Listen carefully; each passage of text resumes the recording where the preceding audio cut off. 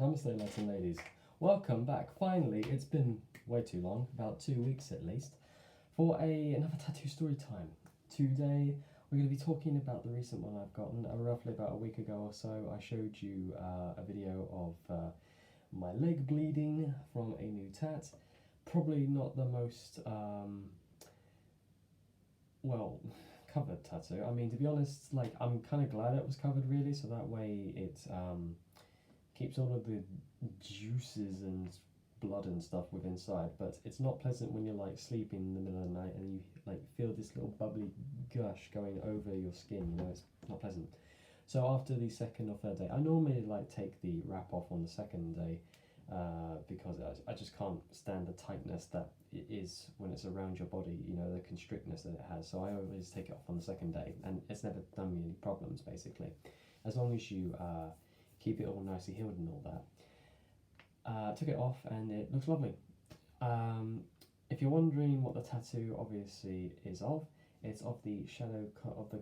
It's basically one of the colossuses, or the colossi as I like to call them. It's one of their weak spots, basically, with a Celtic band wrapped around it, if any of you were wondering what it was, basically. So let me quickly show you it.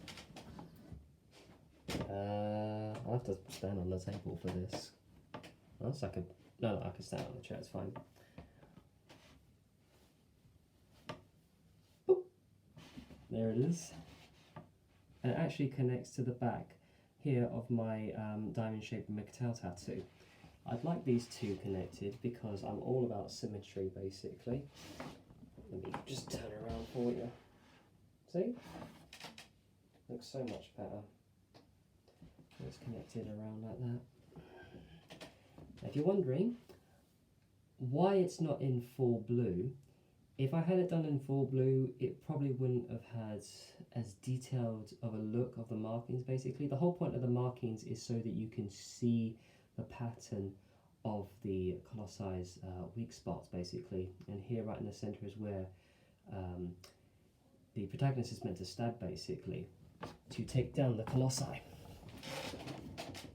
Always been a fan of Shadow of the Colossus. I've always loved playing it when I was a kid, and when I finally managed to get it on the channel, I was really ecstatic, basically. That was back when my editing skills were probably nowhere near as a little bit better than what they are now, basically. I mean, I could always improve, but definitely back then I was known for doing like fucking hour-long videos half the time. But yeah, I really wanted to get Shadow of the Colossus on my channel because it's one of the integral things that kind of like made me, as a 5'5" guy, kind of like be happy with his height, basically. Because in this day and age, an awful lot of people do complain an awful lot about their height, and it's to be a given, basically, you know, with how insecure some people are about it, really, especially when it comes to like weight and stuff like that. But the problem is with height is that you can't actually change it, you know. You could like sign up for a torture rack, basically, but you know, that would probably not end well, really. You might be like a couple of inches taller and all that, but hey, not probably only for like a second or so, until your whole back gives out, basically, from the whole torture method. Anywho, I wanted to talk about Shadow of the Colossus and my love for the game, and basically what it did for me as a young boy growing up. When I first played it, I was just astounded by the idea of this small person defending this girl, like trying to bring this girl back to life who we love, basically. We still don't know the ins and outs of how she got the way she was, basically, or why they ended up there, because the whole area is meant to be blocked off. Like, that's why later on you see sentries coming to take out the young boy out, along with his horse Agrou.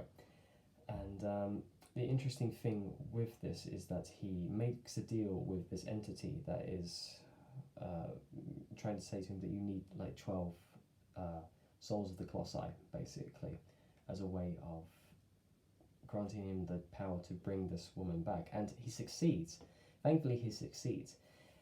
And my love for the Colossi goes so deep that my two favourite Colossi, Cenobia and Celosia, who are the smallest colossi, actually are in the descriptions of my Arknights accounts, if I'm correct. because on one account I have Moonin and the other one is Hugin. I have two accounts because one I'm doing a little bit of whaling on just so I can get like 1 or 2 6 stars here and there. Although I've stopped whaling entirely, like this was back when I first started. And on my second account, I just go like no money, basically. I don't spend any money on it, basically. Just to see the difference in how much whaling makes a difference over the normal accounts. By much, not very much. Like as long as you're patient and you save up like certain currencies, you won't ever have to spend money on those free-to-play games, basically. It's just how patient you are with like building up certain materials and stuff like that. So in the description, one of them is, I think on Moonin it's Remember Celosia, and on Hugin it's Remember Cenobia. Basically, I get an awful lot of messages on those accounts basically saying, like, what is Celosia, what is Cenobia? And then once or twice I'll have someone say, I see you're a Shadow of the Colossus fans. And I will normally like send them a like smiley message or a high five and all that because yeah, like you got the hint, you got where that's from basically. Nice, good on you.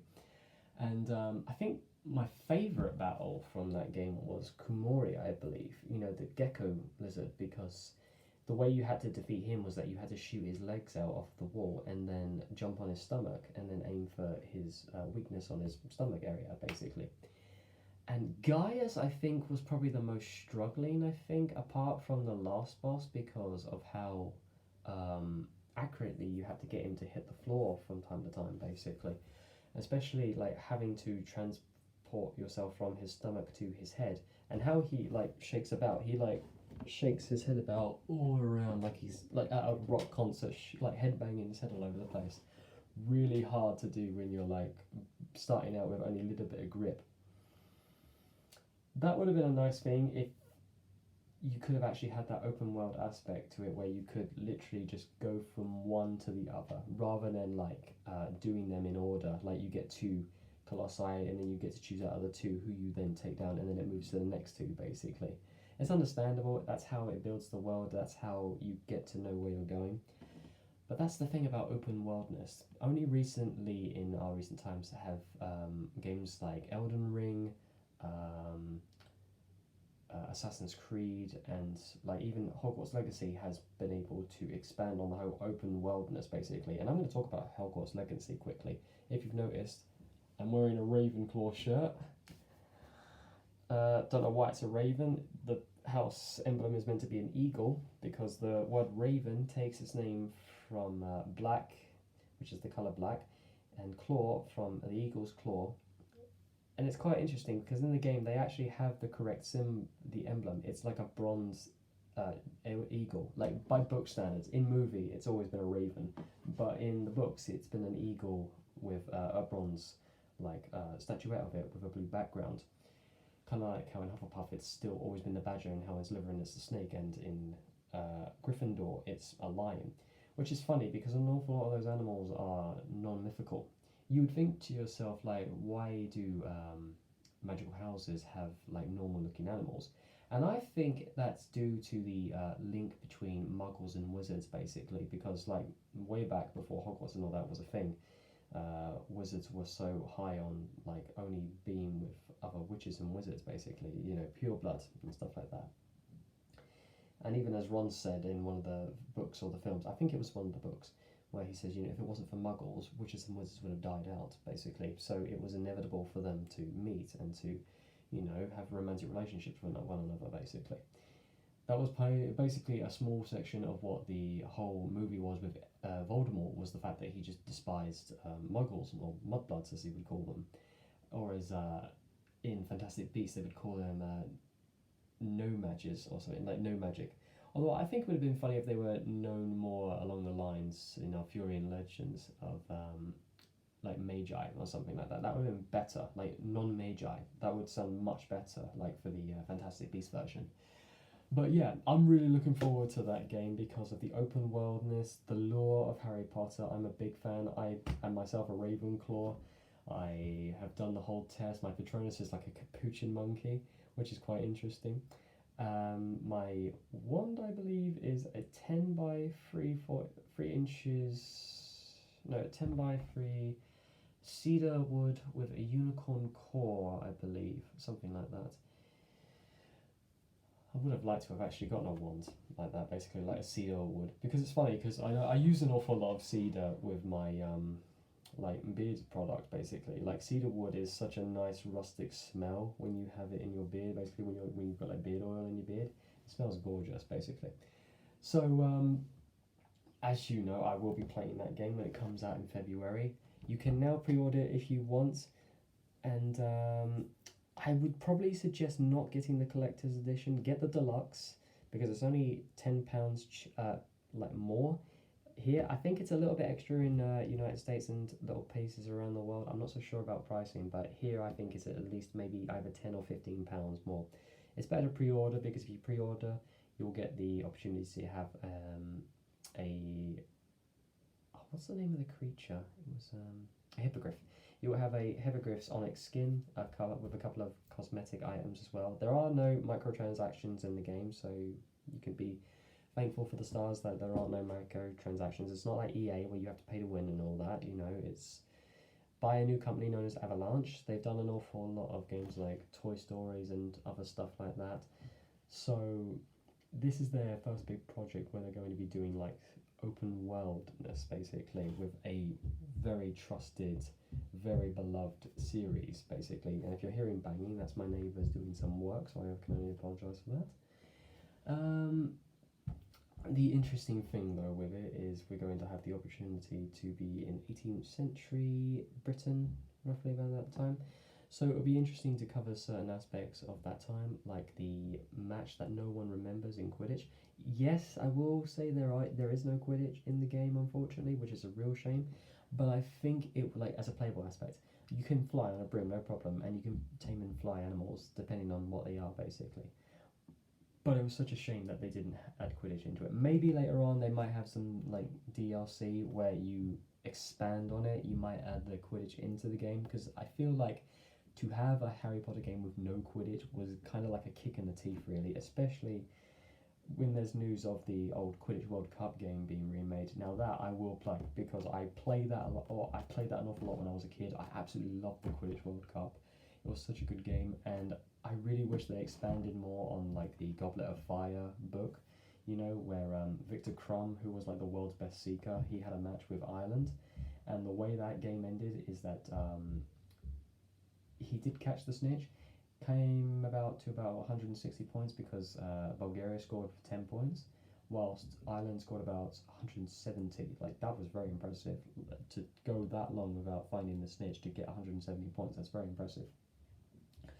So it would have been nice if they like added like an extra 10 minutes just so we could watch the Quidditch World Cup final. That would have been really good, especially like at the end of the Deathly Hallows where we kind of hear the story of Victor Crumb coming back when he's like older, and he becomes like the world's oldest seeker at that time, and he like completes his lifelong dream of winning the Quidditch World Cup basically, which is such a shame because I feel like we don't get enough Quidditch. And I believe that it is a sport. It's a little bit dumbed down. Like, I wouldn't play it myself, but if there was like technology to be able to have a mechanical drone, oh, that would be good.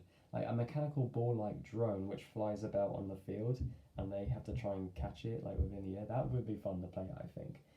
Like we could do something like that with greyhounds, actually. You know, like give them like foam brooms that go under their stomachs basically, and they're like running with the brooms underneath them, and the rabbit is actually the snitch that they have to catch. That would be quite a fun little anniversary thing to do for like bettors and gamblers and stuff like that. That would be pretty funny. But yes, I'm really looking forward to Hogwarts Legacy because it will literally remind me of like the open worldness and the unique backgrounds and gorgeous like landscapes and the giant things that we'll see within Hogwarts Legacy. Because within Shadow of the Colossus, the thing that attracted me the most to it was the idea of you being able to take down these giants, these beautiful, gorgeous, different creatures from like different places all over. Like there was this flying colossus, a phalanx, I believe, either phalanx or phalanx. Such a gorgeous colossus. Like you literally had to wait for it to dip its fin down into the sand for you to run aggro over to him to then jump onto his fins to then climb up on top of him and hold on to him as he's flying around. And I think Avion or Avalon, I can't remember the name of it, but it was like a bird colossus, and you would have to do the same thing. You would have to like shoot it with arrows, and then it would come down to swoop past you over the water, and you had to like jump onto its shoulder to then go to its wings and then stab each side of the wing and then its tail to take it down. And it had such a gorgeous cinematic, especially when they remade it, when it like crashed into the water. It's kind of heartbreaking to see you do this to them. I mean, they're innocent, they're just going around doing their own thing basically, but unfortunately you have to do what you have to save the girl of your dreams basically, which is also a heartbreaking scene at the end really, because it works, you know, he saves her, he brings her back, just for her to find him as a baby, you know, as a baby colossus now basically, kind of like what happened in Bloodborne, where our hero basically became you know, the squid monster that we all knew was like the arbiter of the nightmare within like the realm of Bloodborne basically. And another lovely bit was Agrou's sacrifice, where we jump over the bridge to the last boss. He throws you off, and then you kind of like run to the edge as he falls down into the river below. And it's such a nice, lovely bit of writing when they bring him back, or bring her back. Sorry, I believe it's a girl. Yeah, I believe Agrou is a girl, and she's like limping, you know. I was like really upset when I saw her for the first time, you know, because I thought we lost her, you know. I was really upset. So to have Agrou like come back like that and have us like end the game as it was on the top of the Forbidden Garden, you can actually climb that if you have enough grip. And I think the way to do that is if you collected enough lizards basically. You had to collect an awful lot of salamanders to be able to get enough grip strength to climb the thing into the Forbidden Tower. And there's even a little apple there which you can eat, which actually takes away a bit of your life or something like that, but it's good for the achievement. I just like how it ends there really within the garden, with Agrou surrounded by the other animals within the little Forbidden Garden basically. And we're there with love of our life basically, and it ends just like that, you know. It's interesting, a very good game and a very well driven narrative basically, to have you take on these giants, these colossus, and you know, for in the name of love basically, that you're willing to give your entire everything for love. It's something that we all kind of like would like to have, you know, when we were young, you know, like the idea of like being heroes and being heroines and stuff like that, you know. That's what I love about games in this day and age basically, because even adults are playing games. I mean, you can say like, oh, you know, you're all losers for playing games and shit like that, but really? Come on now. Gaming now is being turned into an avocational job. You're getting paid to game. That sounds like a great living, doesn't it? Sounds like a good time. You know, we get to experience our childhood as adults. You know, what's wrong with being able to live out your childhood, basically? I feel like you need to keep that little bit of child within you to be able to carry on living as a functional adult, really, because once you forget that childlike innocence within you, you just lose a bit of yourself each time, basically. So to have people say like, oh, you know, gaming's for children and all that, well, good. I'll be a child my whole life if it means I get to enjoy the games that bring me joy and bring the friends that I have joy as well, basically. I've met more friends online in different countries than I have just walking out in the street, really. Not that I couldn't make friends, it's just the fact that it's just easier and better, really. You can meet so many people. That's just what I love about games, how it brings everybody together, really, for the same thing that you've got to do here and there. But the thing is, I do enjoy my single-player games, which is probably why I was so gravitated towards Shadow of the Colossus, along with Hogwarts Legacy, because it's single-player based on the campaign. Whereas Elden Ring, it is single-player, but an awful lot of the multiplayer, you kind of like need to go out of your way to meet people and get them into chat rooms and talk with them and stuff like that. And I feel like it's kind of based on the whole Bloodborne, Dark Souls style of things, like, oh, you're entering into their games or they're entering into yours. So there's not much for communication, it's just like a little wave, a little salute, and then we get to dueling, or we duel other people, or we like help someone get through a level, basically. See, that is lovely, you know, how you're able to help people with difficult tasks, basically. I remember this one time, I had to go up against Melina again, or Melina. I think it's Melina. Yeah, the redhead bird who like just does the whole swing, swing, swing, swing bit, basically. You know, that mess. God, I nearly broke my neck playing that woman. She was so aggravating. Anyway, I practiced as hard as I could, kind of like what I did with Sekiro Shadows Die Twice. I'd gotten to the point where I could say I can easily take care of her with a little bit of blood drain magic, basically, you know, like the bleed style setup. So that's fine. I'm nowhere near the same level as the guy who says, you know, what's his name? Let me solo her. Yeah, that one. The legendary let me solo her. You know? I just love that the community is like hyped this like legendary being of like let me solo her, you know. Just then there are some like joke ones of like let her solo me or stuff like that, and they just die instantly. See, that's what I love about the gaming community. You've just got so many like people that just are there for the enjoyment, the memes, and all the laughs and shit, and I love it basically. So that's partly why I wanted to get this tattoo, was to remind me of my childhood with the gorgeous creatures that are the Colossus. There's this gorgeous landscape, by the way. If you go back to my old game playthrough, if you want to watch the Shadow of the Colossus, you can in my channel. You can just look for the Shadow of the Colossus playthrough. It should be there, no problem. And on one of them, you go to Komoro's area. It's actually beautiful. There's even this little section where you get to go under the lake, and you get to hold on to like the koi fish. They're huge. You can like hold on to them as they're like trying to swim with you on their back. They're kind of struggling because you're a bit too fat for them to carry. Well, too heavy, I should say. Nowhere near as fat. I mean, he's a child basically, so you know, I mean, he looks kind of like a child, or at least like prepubescent and something like that, which makes me laugh really. How this prepubescent boy is taking now these huge ass giants basically. You bet he probably stood up to his dad when he was like 2 years old and said, "No, me wear pants. You no wear pants." So it's just interesting, really. That was a lovely, gorgeous landscape with like this beautiful lake and beautiful green sceneries, basically. Especially like when I first played it for the first time, I was really outstanded by how they remade it and made it even more beautiful than it was in the first game. It was just so surprising how gorgeous it was. That's really why I love games. It's just being able to see beautiful graphics, and I can't wait for Hogwarts Legacy, as I keep saying, because there's going to be some gorgeous landscapes that we could visit. We can go to Hogsmeade, we can go to Diagon Alley. There are many places to visit. I think we could even visit the Forbidden Forest actually to see some of the interesting creatures. I just want to know what types of creatures we could tame. I know you can tame Thestrals, hippogriffs. There's even words of a couple of bipedal animals that we could tame. I wonder if we could actually use a centaur as a mount. Probably not, because centaurs are proud creatures and they're as sentient as any other animal, basically. So that probably wouldn't go down very well. Maybe as a mission, you could probably ride a centaur or something like that. That'd be interesting. But yeah, that was my little tattoo story time of one of my most favourite games. And if you're wondering about the Celtic band, it was just there, so it connected to my McTow tattoo. The Celtic band is mostly a representation of my mother's side, being Irish, and I don't have any Irish blood in me, because my mum is 3/4 Irish, so I think after a certain point it kind of drops off, you know, so I'm just pure straight up English, basically.